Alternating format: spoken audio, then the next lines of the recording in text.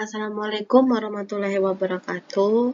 Em, Nama saya di sini adalah Ayu Kurniasari. Nah, di sini saya akan menjelaskan tentang rancangan pelaksanaan pembelajaran secara visual, di mana ini adalah tugas akhir dari mata kuliah visual dan visualisasi pembelajaran kimia yang diampuh oleh Prof. Jaslin. Nah, di sini saya akan menjelaskan RPP yang saya buat. Sebelum saya menjelaskan, di sini yaitu ada pengertian dari media visual itu sendiri. Nah, media visual sendiri itu menurut Daryanto itu adalah semua alat peraga yang digunakan dalam proses belajar yang bisa dinikmati lewat panca indera mata, di mana kita dapat menikmati lewat panca indera mata tadi, dan kemudian kita dapat juga melihat atau memegang peran yang sangat penting dalam proses belajar. Dan media visual ini juga dapat memperlancar pemahaman dan memperkuat ingatan, dan visual juga dapat pula menumbuhkan dan memberikan antara isi materi pembelajaran dengan dunia nyata.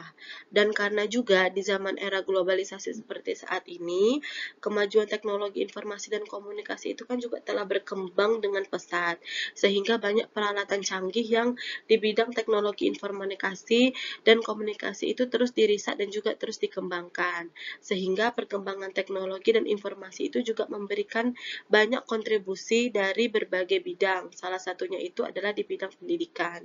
Dan pendidikan sendiri untuk teknologinya itu sendiri itu saling berikatan dan tidak dapat dipisahkan. Dengan adanya inilah berbagai media pembelajaran yang berbasis teknologi, maka peran guru atau pendidik itu harus memberikan pembelajaran yang dituntut untuk lebih efektif lagi dan juga menarik agar mudah dipahami oleh siswa sehingga mendapatkan hasil pembelajaran yang lebih baik. Nah, macam-macam visual pembelajaran. Nah, untuk macam-macam visual pembelajaran sendiri itu ada dua, yaitu visual diam dan juga visual gerak. Visual diam itu berarti visual atau media yang tidak bergerak. Nah, di mana itu adalah berupa foto, ilustrasi, grafik, bagan, diagram, poster, peta, dan lain-lain yang tidak bergerak. Sedangkan media visual gerak itu adalah media yang dapat bergerak, atau contohnya seperti televisi, video, film, serta segala bentuk media audio yang biasa digunakan oleh manusia. Kemudian, rancangan pelaksanaan pembelajaran. Nah, rancangan pelaksanaan pembelajaran itu sendiri itu kan ada berbagai kriteria yang harus kita tulis, di mana yang pertama itu adalah identitas mata pelajaran. Nah, identitas mata pelajaran ini itu diisi sesuai dengan mata pelajaran yang akan dibuat dalam rancangan pelaksanaan pembelajaran. Misalnya di sini saya membuat mata pelajarannya itu adalah mata pelajaran kimia. Jika kita berada di bidang fisika, maka kita menulis identitas mata pelajarannya sesuai dengan kemampuan atau sesuai dengan bidang pendidik tersebut.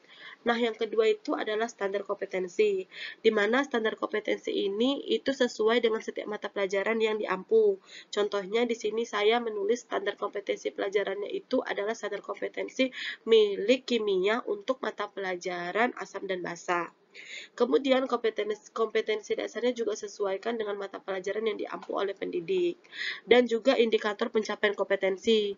Nah, indikator pencapaian kompetensi atau IPK ini penjabaran dari kompetensi dasar setiap mata pelajaran yang diampu oleh pendidik tersebut. Kemudian selanjutnya itu ada tujuan pembelajaran. Tujuan pembelajaran itu disesuaikan dengan materi yang akan disampaikan dan juga metode yang akan disampaikan dan juga model yang akan disampaikan dalam rancangan pelaksanaan pembelajaran tersebut. Kemudian materi ajar dalam rancangan pelaksanaan pembelajaran sendiri itu saya menggunakan materi ajar asam dan basa. Kemudian alokasi waktunya yaitu adalah 2 kali 45 menit, itu artinya adalah 2 jam dikali dalam 1 jam itu adalah 45 menit. Berarti dalam satu pertemuan itu ada 90 menit. Kemudian metode pembelajarannya di sini saya menggunakan pendekatan saintifik atau 5M. Kemudian metodenya itu adalah diskusi kelompok, tanya jawab dan juga praktikum. Dan juga modelnya di sini adalah saya menggunakan discovery learning. Nah, selanjutnya itu adalah kegiatan pembelajaran.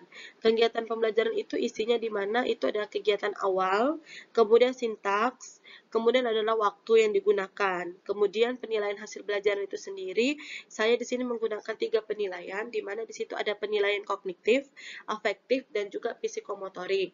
Dan sumber belajarnya sendiri saya menggunakan LKPD ya, atau lembar kerja peserta didik sesuai dengan materi saya itu adalah asam dan basa. Kemudian internet, kemudian juga adalah buku atau sumber lain yang lebih relevan lagi. Kemudian di sini saya menggunakan mode discovery learning. Kenapa sih kita menggunakan mode discovery learning? Nah, saya menggunakan mode discovery learning itu karena sesuai ya, di mana di abad 21 ini kan kita sebagai pendidik itu harus menggunakan metode pembelajaran itu yang sesuai, di mana metode mengajar dan media pembelajaran itu juga harus sesuai dengan di era yang sekarang ini. Nah, kenapa discovery learning itu? Karena dia memiliki sintaks-sintaks yang menurut saya itu siswa dapat memahaminya tuh lebih lagi dengan metode praktikum. Jadi, pertama itu kita orientasi dulu, di mana kita sebagai guru itu harus menyodorkan fenomena atau hal-hal yang dapat berhubungan dengan materi pembelajaran untuk memusatkan peserta didik pada masalah yang akan kita bahas. Kemudian perumusan hipotesis. Nah, di tahapan inilah membuat peserta didik tadi itu dapat membuat rumusan hipotesis yang berhubungan dengan permasalahan. Kemudian pengujian hipotesis. Nah, di mana sintaks pengujian hipotesis itu mendidik kemampuan dan mengatur diri, kemudian penilaian, kemudian analisa dan juga pemahaman juga penjelasan. Nah, kesimpulannya itu di mana di sini kesimpulannya itu mendidik pendidik dapat menyimpulkan dari keseluruhan pembelajaran yang dapat yang diajarkan oleh pendidik tersebut. Kemudian, kenapa saya menggunakan LKPD? Nah, LKPD itu kan selama ini, atau yang biasa kita kenal itu adalah LKS ya, atau lembar kerja siswa gitu kan. Itu selama ini tuh banyak digunakan di sekolah. Namun dia terkesan monoton, karena dia hanya menggunakan gambar yang tidak berwarna, sehingga tampilannya itu tidak menarik lagi. Nah, LKPD sendiri itu harus diberikan atau dikerjakan oleh siswa, tanpa harus membimbing siswa dalam memecahkan permasalahan yang terdapat pada LKPD tersebut. Dan LKPD tersebut itu juga harus memuat apa yang harus dilakukan oleh siswa, seperti mengamati, menanya, mengumpulkan informasi, menalar, dan juga mengkomunikasikan. Sehingga membuat siswa yang kurang mampu berpikir ilmiah dalam pembelajaran kimia tadi, itu dapat diterapkan dalam LKPD praktikum kimia. Nah, materinya itu adalah materi asam basa dengan menggunakan model discovery learning untuk untuk mengembangkan kemampuan ilmiah siswa sendiri. Nah, metodenya itu kan tadi pembelajaran itu saya mengambil dengan praktikum kimia. Nah, siswa belajar praktikum kimia itu dapat mengembangkan dan menerapkannya karena banyak hal-hal positif yang dapat diterapkan atau dapat hal-hal positif yang atau mempunyai kelebihan oleh peserta didik itu sendiri. Contohnya seperti kemampuan berkomunikasi, keterampilan kolaborasi, keterampilan berorganisasi, efektif dan refleksi.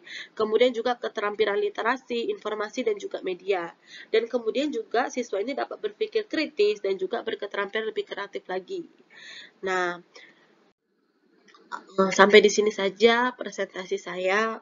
Terima kasih kesempatannya. Mohon maaf kalau ada kesalahan. Wabillahi taufiq wal hidayah. Wassalamualaikum warahmatullahi wabarakatuh.